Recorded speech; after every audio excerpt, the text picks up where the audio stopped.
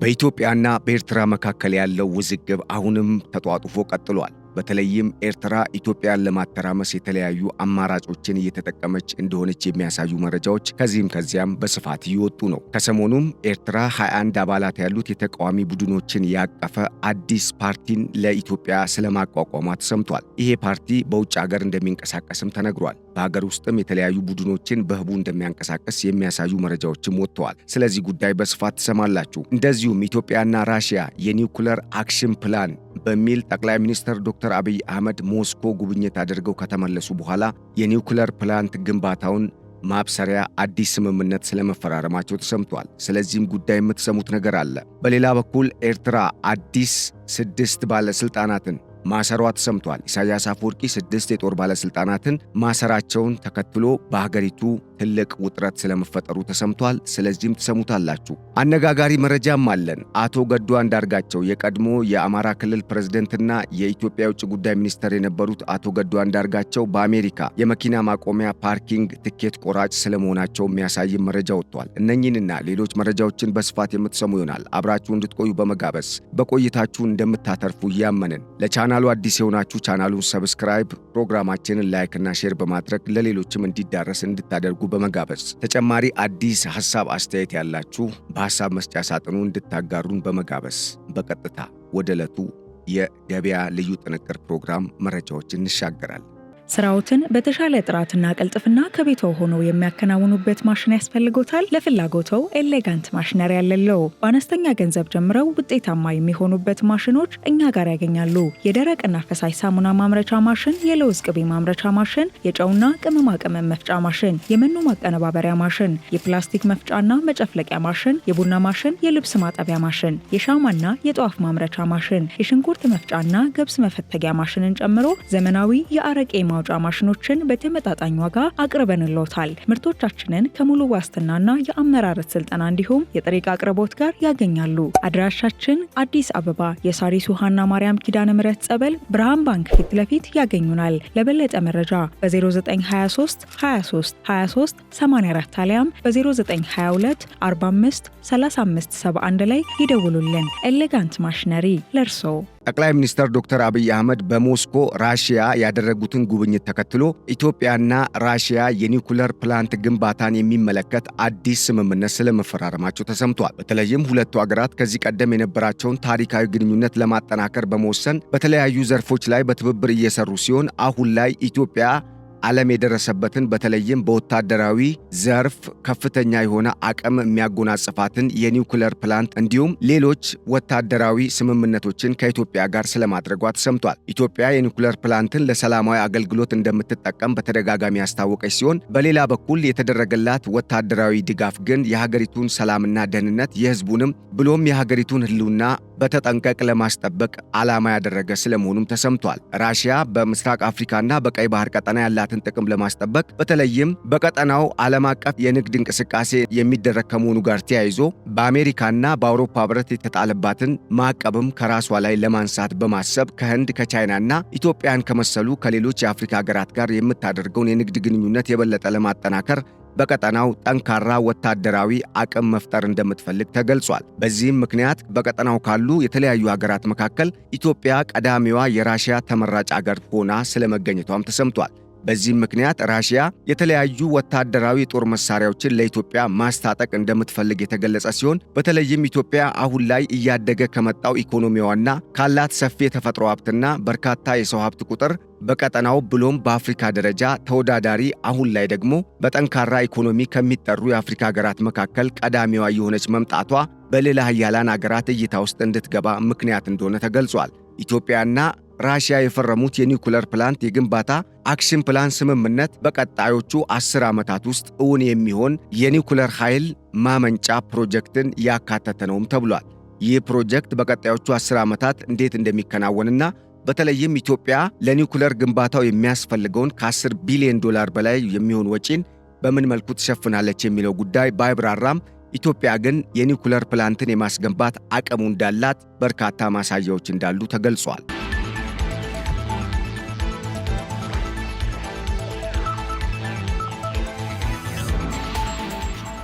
በሌላ ዜና ሻዕቢያ ለኢትዮጵያ አዲስ የጥምረት ፓርቲ በሚል በህቡ ማደራጀቱ ተሰምቷል። 21 አባላት እንዳሉት የተገለጸው ይህ ፓርቲ የተለያዩ የተቃዋሚ ፖለቲካ ፓርቲ አመራሮችንና በህቡ የሚንቀሳቀሱ ድርጅቶችን ያቀፈ ነውም ተብሏል። ሻዕቢያ ኢትዮጵያን ለማተራመስና በተለይም የግብፅን ተልዕኮ በኢትዮጵያ ላይ ተግባራዊ ለማድረግ ከዚህ ቀደም የተለያዩ ተግባራትን ሲፈጽም መቆየቱ የሚታወቅ ሲሆን በተለይም ላለፉት 33 ዓመታት ከኢትዮጵያ መገንጠሏን ተከትሎ ኤርትራ ውስጥ የከተመው የኢሳያስ አፈወርቂ መንግስት በኢትዮጵያ የተለያዩ የሽብር ቡድኖችንና የተለያዩ ዓላማ ያላቸውን ኃይሎች በመወዳጀት ኢትዮጵያ ላይ ጥቃትን ሲፈጽም መቆየቱን የተለያዩ መረጃዎች አመላክተዋል። ከሰሞኑ የውጭ ጉዳይ ሚኒስቴር ለተባበሩት መንግስታት ድርጅት የላከው ደብዳቤም የዚሁ የሻዕቢያ ጦርነትን የመቀስቀስና ሀገሪቱን የማተራመስ ዋና ፍላጎት ማሳያ እንደሆነ የተገለጸ ሲሆን ከሰሞኑ ሻዕቢያ በኢትዮጵያ የሚንቀሳቀሱ የተለያዩ ቡድኖችንና ታዋቂ የሚባሉ የፖለቲካ አመራሮችን በማቀፍ አንድ ላይ 21 አባላት ያሉትን አዲስ ኮሚቴ የሚባል ፓርቲን ለማቋቋም መወሰኑ ተሰምቶ ነበር። ይሁንና ግን አሁን ላይ የወጡ መረጃዎች እንደሚያመላክቱት አቶ ልደቱ ይመሩታል የተባለው ይህ ስብስብ 21 አባላትን ይዞ ለጊዜው ስሙ በይፋ ያልተገለጸን አዲስ ፓርቲ በዲያስፖራው ማህበረሰብ ዘንድ ማቋቋምና እንቅስቃሴ መጀመር ስለመቻሉ ተሰምቷል።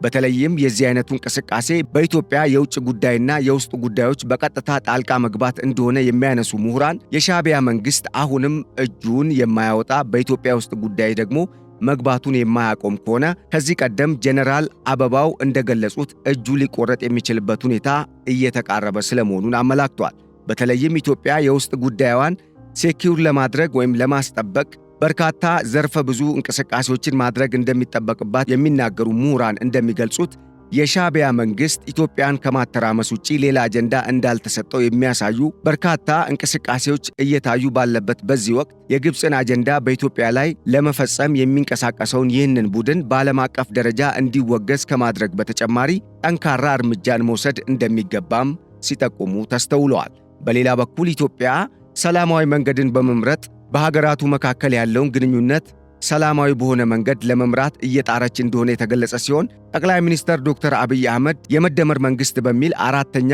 የመደመር መጽሐፋቸውን ባስመረቁበት ወቅት እንደተናገሩት ኢትዮጵያ ከኤርትራ ጋር ጦርነት ብትፈልግ ኖሮ ባለፉት 5 ዓመታት ጦርነት ታደርግ ነበር። ይሁንና ግን ባለፉት 5 ዓመታት የጎረቤት ሀገራትን እሽሩሩ ስንል የቆየነው ጦርነትን ባለመፈለጋችን ምክንያት ነው በማለት አሁንም ሳይረፍድባቸው እነኚሁ ከኢትዮጵያ ጋር በባህር በርና በሌሎች ቀጠናዊ ጉዳይ እየተገዳደሩ የሚገኙ ሀገራት ወደ ድርድር እንዲመጡና ሰላማዊ መንገድን እንዲከተሉ ማሳሰባቸው የሚታወስ ነው። ይሁንና ግን ኤርትራ ከሰሞኑ በኢትዮጵያ ምድር ጦርነት መጀመር አለበት በሚል ጦርነቱን በኢትዮጵያ ምድር ስለመጀመሩ የሚያሳዩ መረጃዎች ለተባበሩት መንግስታት ድርጅት የጸጥታው ምክር ቤት ከተለያዩ ማሳያዎችና ተጨባጭ ማስረጃዎች ጋር ስለመድረሱ ተገልጿል።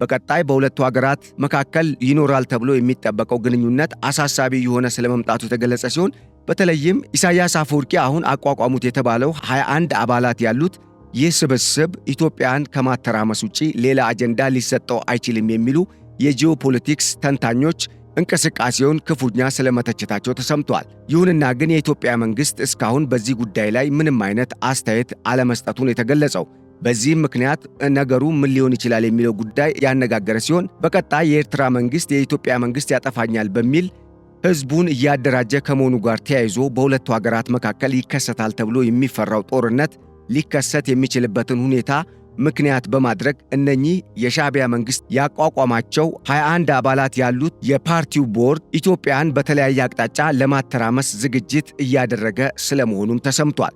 በተለይም በደቡብና በምስራቅ እንዲሁም በሰሜን በኩል ያሉ የተለያዩ ኃይሎችን በውስጡ አቅፏል የተባለው ይህ ስብስብ የኢትዮጵያ መንግስትን ለማዳከምና ኢትዮጵያን የትርምስ ማዕከል ለማድረግ ከሚሰሩት ከግብፅና ከሻዕቢያ መንግስት ጋር በጥምረት መስራት መጀመሩ የሀገሪቱ ዜጎች ምን ያህል የተከፋፈሉ እንደሆኑ የሚያሳይ ነው የሚል አዲስ ትንተናንም ይዞ ስለመውጣቱ ተሰምቷል። በሌላ በኩል ኢትዮጵያ አልፈርሳለቻቸው እንጂ ግብፅና ኤርትራ እስካሁን በኢትዮጵያ ላይ የሰሩት ደባና ሸፍጥ እስካሁን በኢትዮጵያ ላይ ከሆነው በላይ አሁን ላይ ሊሆን የተዘጋጁበት አሳሳቢና አደገኛ እንደሆነም የሚያሳይ መረጃም ወጥቷል። በተለይም ይህንን መረጃ የሚደግፉ በቀጠናው ኢጋድን ጨምሮ ሌሎች የቀጠናውን ሀገራት አሰባስበው በጋራ እየሰሩ ያሉ የተለያዩ ቀጠናዊ የሀገራት ስብስቦች ጉዳዩን በአጽንኦት እየተመለከቱት እንደሆነ በኢትዮጵያ መንግስት በኩል ከዚህ ቀደም የወጡ መረጃዎች ያመላከቱ ሲሆን ኢጋድ በነገር ውስጥ በመግባት ጉዳዩን በሰላማዊ መንገድ እልባት እንዲያገኝ ጥረት እያደረገ መሆኑ ተሰምቷል። ይሁንና ግን የኢጋድ ጥረት እስካሁን በኢትዮጵያና በኤርትራ ብሎም በግብፅ መካከል ያለውን የሻከረ ግንኙነት ለማደስ አቅም ሳይኖረው ስለመቅረቱ ተሰምቷል።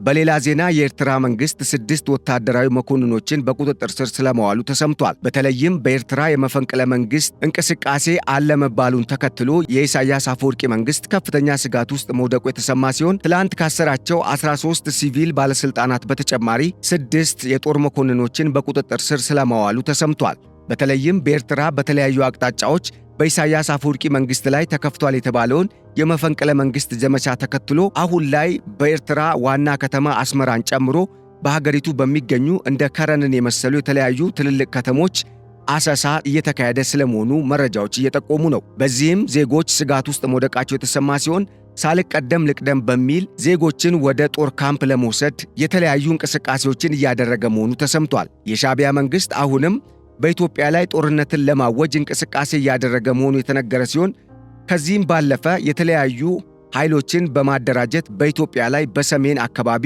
ጦርነትን ለመክፈት መካናይዝድ ጦሩን አዘጋጅቶ እንቅስቃሴ ውስጥ መግባቱ ተሰምቷል። ይህ መረጃ የደረሰውና የተለያዩ የሳተላይት ምስሎችን ዋቢ ያደረጉ ማስረጃዎችን አካቶ ለተባበሩት መንግስታት ድርጅት በደብዳቤ ያሳወቀው የኢትዮጵያ መንግስት አሁን ላይ የሀገሪቱንና የሕዝቡን ህልውናና ሰላም እንዲሁም ደህንነት ለማስጠበቅ በሚል በኢትዮ ኤርትራ ድንበር አካባቢ ግዙፍ መሳሪያዎችን የታጠቁ መካናይዝድ ጦርን ማስፈሩ ተሰምቷል። ይሁንና ግን እስካሁን በሁለቱ ሀገራት መካከል በቀጥታ የተጀመረ ጦርነት እንደሌለ የሚያረጋግጡ መረጃዎች በስፋት እየወጡ ነው። በመጨረሻም የቀድሞ የኢትዮጵያ የውጭ ጉዳይ ሚኒስትርና የአማራ ክልል ፕሬዝደንት የነበሩት አቶ ገዱ አንዳርጋቸው በአሜሪካ የመኪና ማቆሚያ ፓርኪንግ ትኬት ቆራጭ መሆናቸው ተሰምቷል።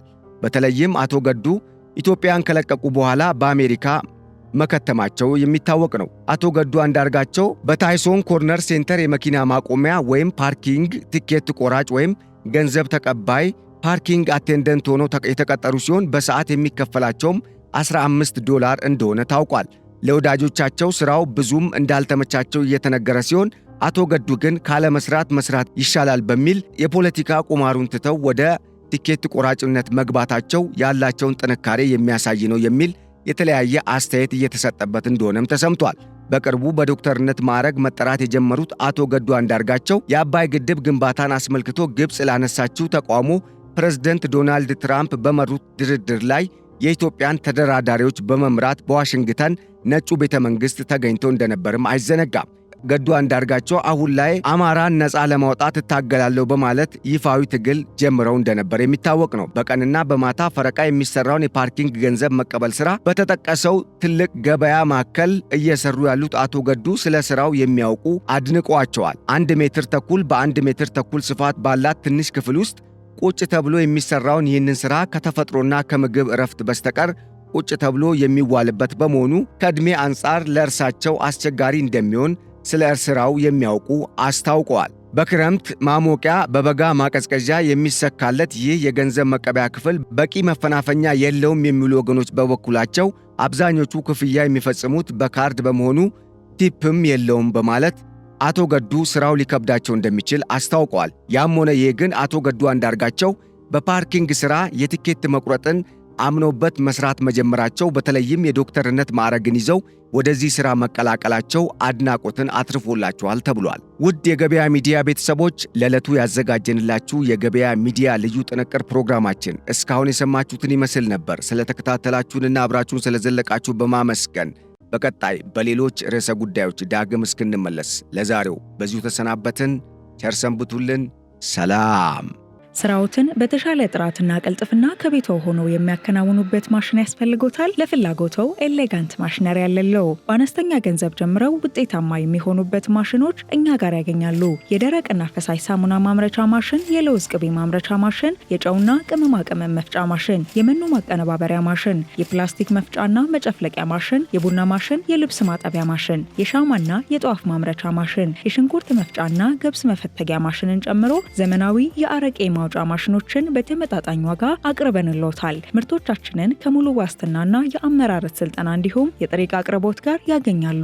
አድራሻችን አዲስ አበባ የሳሪስ ውሃና ማርያም ኪዳነ ምሕረት ጸበል ብርሃን ባንክ ፊት ለፊት ያገኙናል። ለበለጠ መረጃ በ0923 23 23 84 አሊያም በ0922 45 35 71 ላይ ይደውሉልን። ኤሌጋንት ማሽነሪ ለርሶ